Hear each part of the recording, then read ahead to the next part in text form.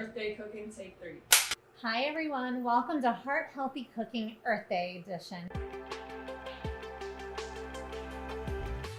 My name is Christine Lutes and I am the registered dietitian with the WellSpan York Heart and Vascular Center. And today we are cooking with Chef Russ. Hi, I'm Chef Russ. I'm Corporate Executive Chef for WellSpan. To make the fettuccine, first thing you do is add olive oil. I always use extra virgin. I think it has the best flavor. These are diced onions. Yes. So I've found to not use as much salt. I use lemon zest, and I put that in the beginning process when I start to cook. And that enhances the flavor of a dish without using salt. So, and the garlic. And you let that saute for a little bit to develop some of the natural sugars. Instead of adding refined sugar, I let this caramelize a little bit. And the browning actually is natural sugar. So once that is browned nicely and it smells amazing, you can actually smell the lemon zest. It kind of permeates the dish and it enhances everything in the dish. So the next thing you do is you put in, our dish has spring vegetables. So we've got asparagus spears. We've got carrots. I'm using the nice baby carrots here, but you can use shredded. I have some shredded also. And you saute these up nicely. You sear them as well. They're going to add something to the party also, and that's their natural sugar. So once you then deglaze with our vegetable stock, it's going to take that sugar and dissipate it and add richness without adding butter or anything like that. Now this dish originally started out using ground beef. It's something that my mother used to make, and we would often use ground beef. But our protein source today is going to be lentils and peas. So with lentils and peas, you're getting a great plant-based protein source. There's a lot of commercial processed meat alternatives on the market. You just have to be mindful that oftentimes they're high in added sugar, saturated fat, sodium, and made with quite a few preservatives. So when in doubt, when you're looking at those food labels, choose something and make your own with a bean, legume, tofu. Once that has cooked the carrots and the asparagus, we are ready to go with the vegetable stock. So Chef Russ, I was thinking we should tell everybody a little bit about how they can choose sustainability if they want at home. What do you think? I would say the old-fashioned way, and that's plant a garden.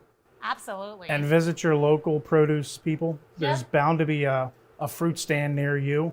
Support the locals. And the goal is just to choose more plant-based foods, more fruits, vegetables, whole grains, beans, legumes, things that are minimally processed to conserve our environment's natural resources. And I've got a question for you. Would this give you the same amount of protein as, say, ground beef?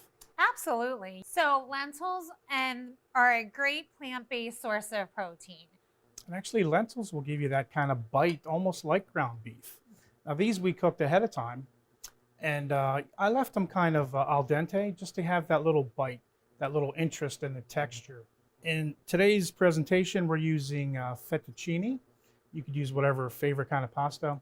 A whole grain pasta would work with this dish. And that will give you more fiber for some heart benefits, digestive health, good blood sugar control. So could be a great option. So at this point, you want to add in your crushed tomatoes. I've had some people a little leery about the whole grain pasta. Sometimes I'll encourage them to try half and half, just to adapt. That's right. But eventually, that's kind of all I use. Now at this point, you want to just keep stirring and warming up your dish. Once you've got the temperature kind of sizzling and bubbling nicely, this is when you can add your Parmesan cheese. Who doesn't like a little cheese? There we go. That's our fettuccine Pomodoro. Chef, that looks amazing. So today we've got Italian flat leaf parsley. And this doesn't really need to be chopped all that much. I like the nice feel of a nice leaf and a bite.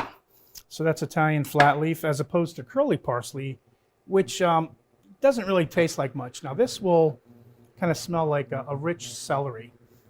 And that then translates into your dish. So we enhanced this so far with fresh Italian flat leaf parsley. And now we're going to do some fresh basil. And you add it last because you don't want to lose that flavor. There's kind of like a sweet spot for fresh herbs. And that is always put in kind of last so you can get the most intense flavor and the most intense, I guess, enhancement of the overall flavor. Now this particular dish can get any kind of tomato, heirloom tomato, crushed tomato. I'm going to add a little more crushed tomato, and then I've got some nice garden-grown tomatoes. Well, those are beautiful, Chef. And this is an example of kind of local, sustainable. You can grow these in your yard, just go out and get it. So while the dish has crushed tomato, you can enhance the texture by putting in some fresh tomato. Yellow tomatoes, green tomatoes, any kind. Yep. And you'll see what we end up with. Now this particular dish can vary from what's growing. You could have asparagus in the spring, you could have zucchini, yellow squash, and you have to keep it kind of loose. And that is the dish. I am so excited to try this. It smells delicious. Yes, can't wait. I'll plate it up and then we'll give it a try. Absolutely.